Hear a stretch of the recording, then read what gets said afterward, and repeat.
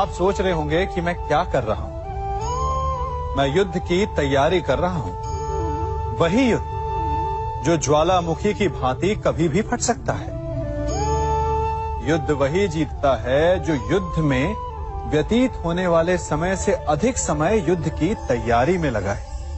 जो योद्धा अभ्यास क्षेत्र में जितना अधिक समय देगा, रणभूमि में उतना ही कम रक्त बहेगा। एक सामान्य लौ और तीखी तलवार में अंतर यही है कि एक तीखी तलवार को कड़ी अग्नि परीक्षा से होकर जाना पड़ता है। लौहकार की मार खानी पड़ती है। एक तलवार जितनी पीड़ा सहेगी, उसका वार उतना ही प्रबल होता है। इसलिए पीड़ा से घबराए नहीं, उसका सामना करें, उसका अभ्यास करें, क्योंकि यही अभ्यास जीवन के युद्ध में आपको विजयश्री बनाता है। जब मेघ छाते हैं तो क्या होता है? अंधकार छा जाता है। मेघ गरजते हैं, बिजलियां कड़कती हैं, वर्षा होती है। सभी पशु अपने आश्रय स्थल पर जाकर छिप जाते हैं। मनुष्य अपने घरों की ओर दौड़ते हैं और सभी पक्षी अपने घोंसलों में जाकर छिप जाते हैं। परंतु एक जीव है जो गरजते मेघों को, कड़कती बिजलियों को, भारी वर्षा को भी हरा देता है। वो जीव है बाज, क्योंकि वो समस्या की जड़ों से ऊपर उड़ता है। वो गरजते मेघों से, कड़कती बिजलियों से, भारी वर्षा से, इन सब से ऊपर। यही अंतर है हारने वालों में और जीतने वालों में। ये युद्ध हार और जीत का नहीं, समस्या और सोच का है। यदि आप अपनी सोच को छोटी रखेंगे तो समस्या बड़ी हो जाएगी, और यदि आप अपनी सोच को बड़ी रखेंगे तो समस्या छोटी हो जाएगी। दो मनुष्यों के मध्य होता है, परंतु विजय सदैव एक ही मनुष्य को मिलती है। जबकि समान रूप से दोनों शक्तिशाली होते हैं, समान ज्ञान प्राप्त करते हैं।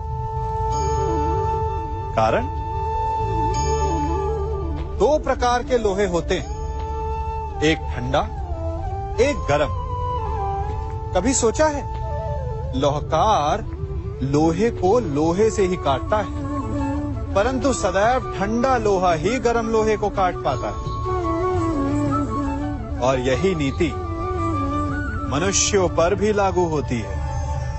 जब युद्ध होता है तो जिसके मन में ईर्ष्या होती है, जलन होती है, आक्रोश होता है, वो गर्म लोहे के समान। और जिसका मन शांत होता है, जिसका मन संयम से बंधा होता है, वो ठंडे लोहे के समान है। और वही ईर्ष्या और द्वेष नामक गर्म लोहे को काट सकता है।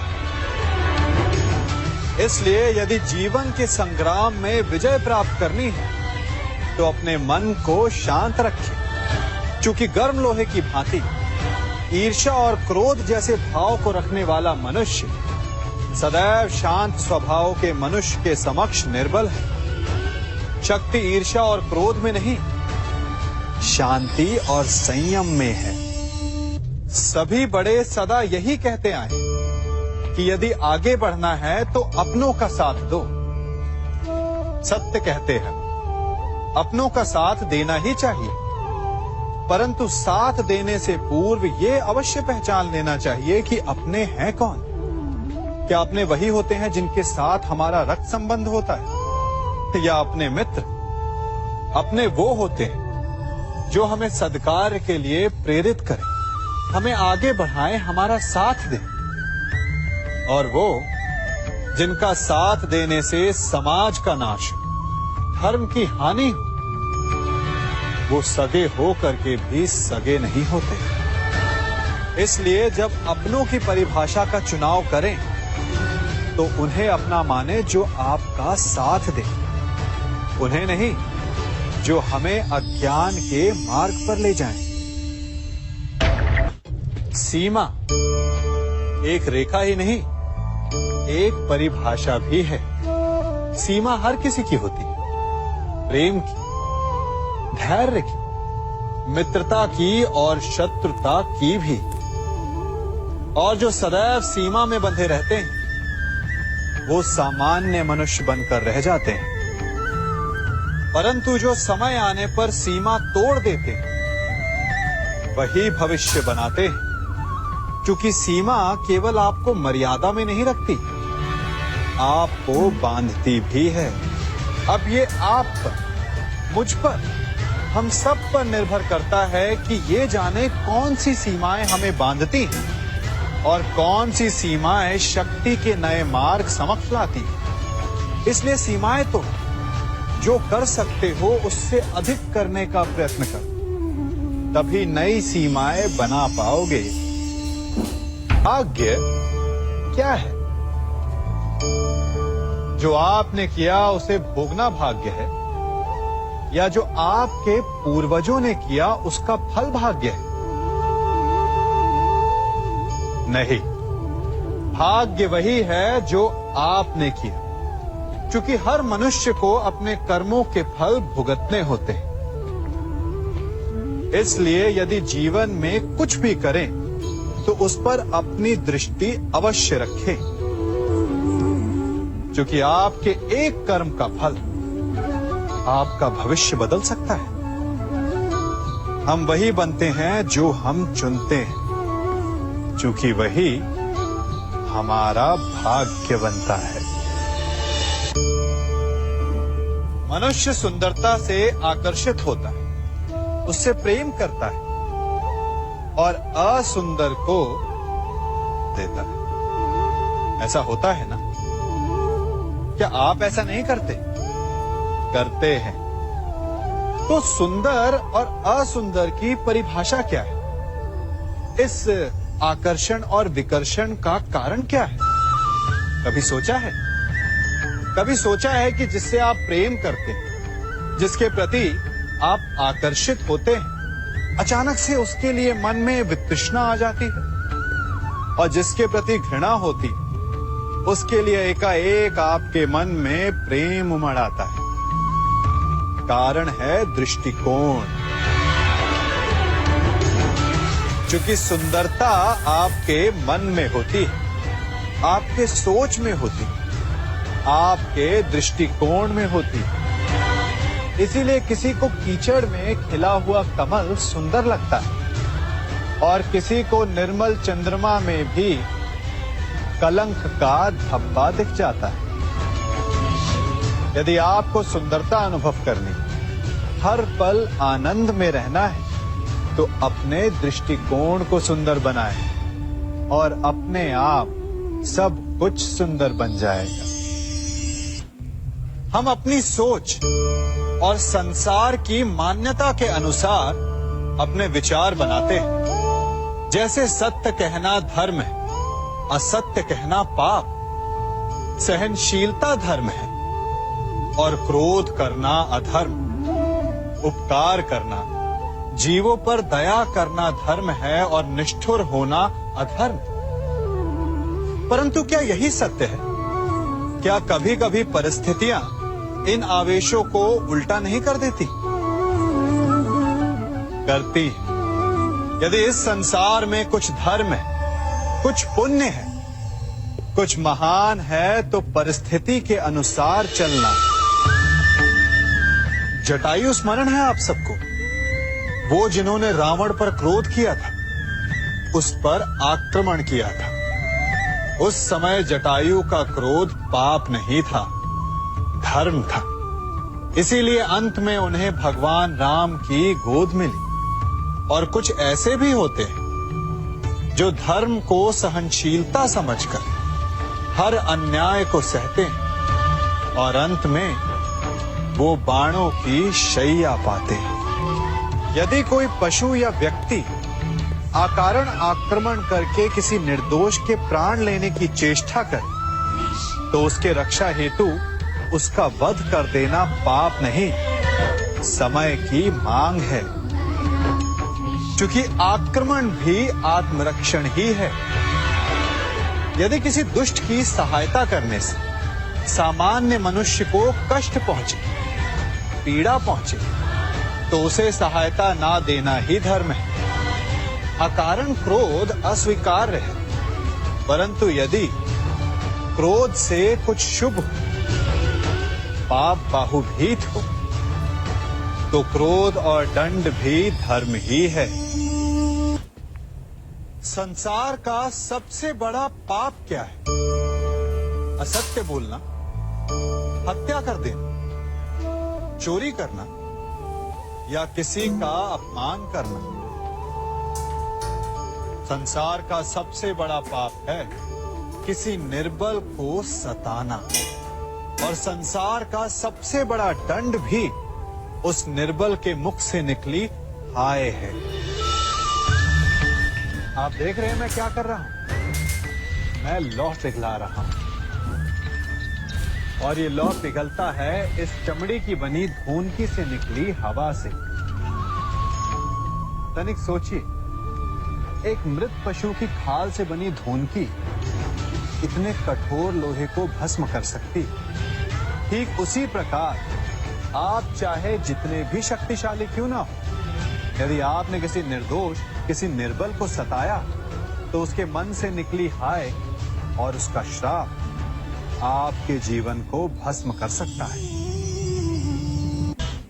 स्वर्ण, सज्जन पुरुष और परोपकारी मनुष्यों की गति एक समान होती है। यदि स्वर्ण टूट जाए तो उसे गर्म करो, ताप दो, पिघल कर वो फिर से जुड़ जाता है। ठीक उसी प्रकार मतभेद होने के पश्चात भी एक सज्जन पुरुष और महान पुरुष फिर से मित्र बन जाते हैं। परंतु दुर्जन दुष्ट माटी से बने लोग उस पके हुए मटके के समान होते हैं कि जिनमें यदि एक बार दरार आ जाए तो वो स्वयं ही स्वयं का सर्वनाश कर लेते हैं। इसलिए मित्रता केवल सज्जनों से ही करें ताकि मतभेद ना हो।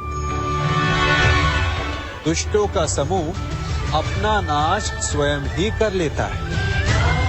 यदि कोयले की खान में जाओ तो चाहे जितनी भी सावधानी बरतो, अपने वस्त्रों पर कालिख लग ही जाती है। इसलिए दुष्ट मित्रों से सावधान। सज्जन शत्रु प्रत्येक परिस्थिति में श्रेष्ठ है। प्रत्येक मनुष्य सफलता पाने के लिए कार्य करता है। कुछ सफल होते हैं, कुछ नहीं होते, और जो सफल नहीं होते वो सदा अपनी असफलता का कारण या तो अपनी परिस्थितियों को बताते हैं या अपने सहयोगियों को दोषी ठहराते हैं। परंतु क्या वास्तविकता में ऐसा ही होता है? क्या कोई परिस्थिति या कोई व्यक्ति किसी की असफलता का कारण बन सकते हैं? उत्तर हाँ भी है और ना भी। कैसे? आप इस तितली को देख रहे हैं? आपने एक मक्खी को भी देखा होगा। प्रकृति ने दोनों को समान गुण दिए हैं रस पान करने का। एक तितली फूलों पर जाकर उसका रस लेती और इस अवस्था में नए फूल खिलने की व्यवस्था भी करती है, और मक्खी घाव पर बैठती है, घाव को सड़ाती है और रोग भी फैलाती है। यदि इसमें किसी बात का अंतर है तो केवल सोच का। यदि आप उचित मार्ग चुनेंगे तो आपको सफलता मिलेगी, आप में उत्साह बढ़ेगा, और यदि आप अनुचित मार्ग चुनेंगे तो आपको असफलता मिलेगी, निराशा मिलेगी। अब उचित मार्ग चुनना है या अनुचित मार्ग, ये निर्णय तो आप पर निर्भर करता है। मनुष्य सदा भला बुरा, खरा खोटा, सत्य असत्य की बातें करता है। सत्य को अच्छा मानता है और असत्य को बुरा। परंतु क्या आपने कभी ये सोचा कि प्रत्येक वस्तु, प्रत्येक भाव का एक महत्व होता है? दोनों ही एक दूसरे के पूरक होते हैं। यदि काला रंग नहीं होगा तो क्या श्वेत रंग की आभा का अनुभव होगा? यदि असत्य नहीं होगा तो क्या सत्य के महत्ता का ज्ञान होगा? यदि बुरा नहीं होगा तो क्या भले पर आपको विश्वास होगा? कुछ महत्वपूर्ण है तो दोनों के मध्य का संतुलन। बुरी से बुरी वस्तु, समय या भाव, कोई ना कोई स्वयं में शुभ छिपाए रखती है।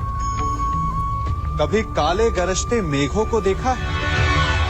उसके किनारे भी एक स्वर्णिम आभा होती है। उसी प्रकार यदि आपके जीवन में बुरा समय आए तो आपको अपने सच्चे मित्रों की पहचान हो जाती है। तो बुरे समय में निराश ना हो, उसमें भी कुछ शुभ खोजने का प्रयास करें और धीरे धीरे सब कुछ आपके जीवन में स्वतः शुभ हो जाएगा।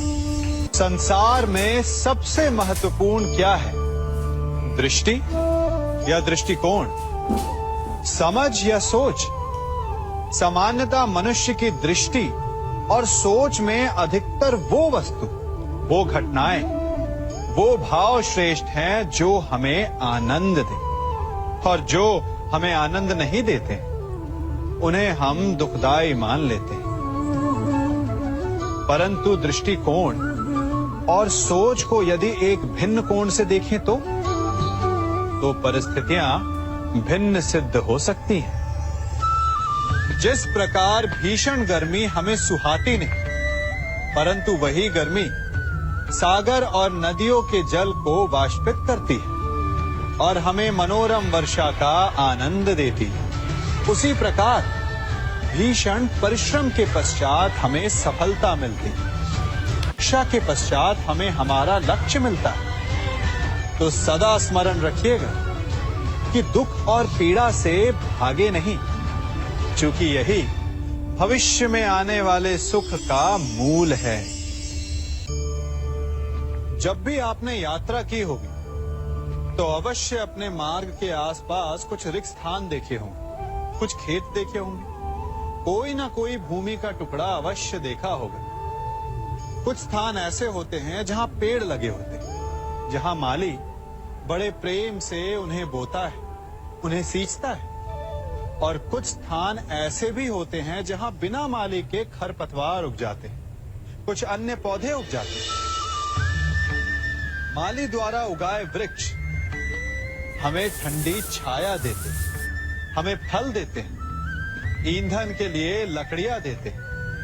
और बिना परिश्रम के उपजित खरपतवार यदि कुछ करते हैं तो ये कि वो भूमि को बंजर बनाते हैं। हमारा मन भी रिक्त भूमि की भांति होता है।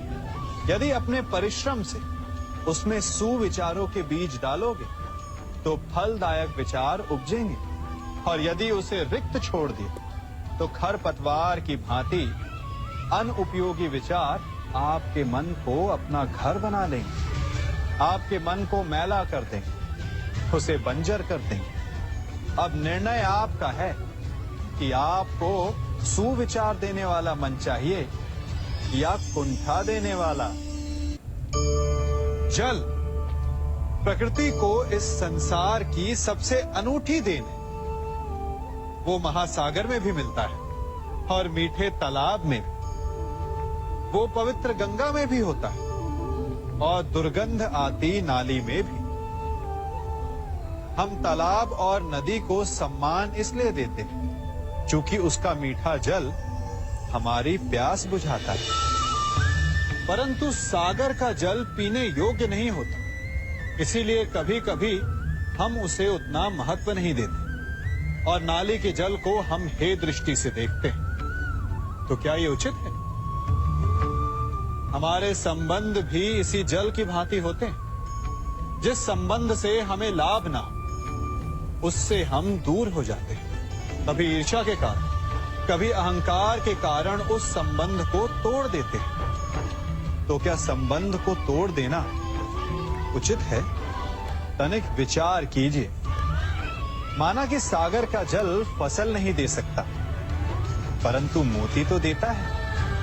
माना कि नाली का गंदा जल हमें किसी भी कार्य के लिए उपयुक्त ना लगे, परंतु वो भी कहीं लगी अग्नि को बुझा सकता है। ठीक इसी प्रकार प्रत्येक संबंध कहीं ना कहीं किसी न किसी परिस्थिति में उपयोगी हो सकता है।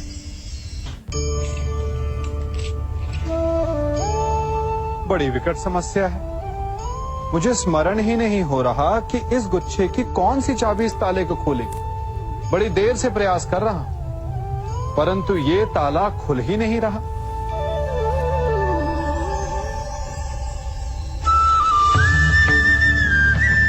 ऐसी परिस्थिति में आप क्या करेंगे? अधिकतर लोग ऐसी परिस्थिति में अपनी आशा खो बैठते हैं। उन्हें लगता है कि चाबी खो गई। वो तिलमिला जाते हैं, क्रोधित हो उठते हैं।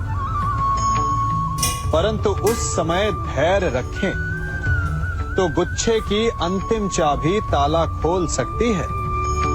कुल्हाड़ी का अंतिम प्रहार वृक्ष को काट के गिरा देता है, परंतु क्या सत्य में कुल्हाड़ी का अंतिम प्रहार वृक्ष को काट के गिरा देता है? आपको आपका लक्ष्य दिला देता है? नहीं। आपका निरंतर प्रयत्न ही आपको सफलता दिलाता है। जब आपका मन निराश है तो अपने कार्य में दुगनी उत्साह से जुट जाइए, क्योंकि अनावरत बहता जल ही कठोर चट्टान को काट सकता है। सफलता का मूल है परिश्रम, प्रयास और आशा। मनुष्य का जीवन ऋतुओं के समान होता है। आज ग्रीष्म तो कल वर्षा, परसों शीत। तनिक संकट आया तो हम संयम खो बैठते हैं। तनिक ऋतु बदली तो हम अधीर हो जाते हैं। अपने आक्रोश में, अपने क्रोध में हम उनसे ही संबंध बिगाड़ लेते हैं जो हमारे अपने होते हैं। क्यों ऐसा होता है ना? हमें लगता है कि हमारे अपने हैं, फिर से मना लेंगे। परंतु स्मरण रखिए, सदा ऐसा करना संभव नहीं होता। सागर की उछलती लहरों को तट सहता है, और यदि तट ही टूट जाए तो बाढ़ आ जाती। हमारे संबंध भी दूध की भांति होते हैं। दूध तपकर उबल सकता है, परंतु यदि उसमें खटास आ जाए तो वो फट भी जाते हैं। और फटे दूध को चाहे जितना मत लो, उसमें से माखन नहीं निकलेगा। इसीलिए अपने संबंधों को संभल कर निभाना चाहिए। मनुष्य की सबसे बड़ी दुर्बलता क्या होती है? सोचिए। धन, प्रेम, अहंकार।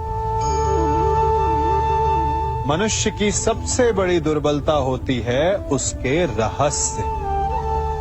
चाहे आप कितने भी शक्तिशाली क्यों ना हो, कितने भी प्रबल क्यों ना हो, परंतु उसके रहस्य उसके नाश की चाबी होती है। इसलिए यदि प्रबल रहना है, शक्तिशाली रहना है, समर्थ रहना है, तो अपने रहस्य को किसी को भी ना बताएं, ना मित्र को और ना ही शत्रु को, क्योंकि समय पड़ने पर कब कौन शत्रु हो जाए ऐसा कहना संभव नहीं। विभीषण को रावण के अमृत कुंड का ज्ञात था, इसीलिए प्रभु श्री राम रावण का वध करने में सफल हो सके। इसलिए उचित यही है कि आप अपने रहस्य को स्वयं तक ही सीमित रखें। मनुष्य का मन बड़ा विचित्र होता है, कल्पना में ही विकास करता है, संपन्न भविष्य का स्वप्न देखता है और कल्पना में ही जो नहीं हुआ उससे भय खाता है। और यही भय मनुष्य का सबसे बड़ा शत्रु है। हमारे भविष्य के मार्ग में, हमारे आनंद के मार्ग में सबसे बड़ी बाधा है। अब आप लोग मुझसे पूछेंगे कि इसका तोड़ क्या है, भय से मुक्ति कैसे पाई जाए? तो ये प्रश्न आप स्वयं से पूछिए। तनिक सोचिए, जब आप एक सुंदर भविष्य की कामना करते हैं तो उसे पाने के लिए आप परिश्रम करते हैं ना? ठीक उसी प्रकार भय से मुक्ति पाने के लिए आप उससे लड़ जाएं। और उसका निवारण आपको स्वतः ही मिल जाएगा। इसलिए जब भी भय आपको सताए तो उससे भागे नहीं, उससे घबराए नहीं, क्योंकि भय का काम ही होता है आपको भयभीत करना। इसलिए जब भी भय आप पर आक्रमण करे तो आप भी उस पर पहले ही आक्रमण कर दें।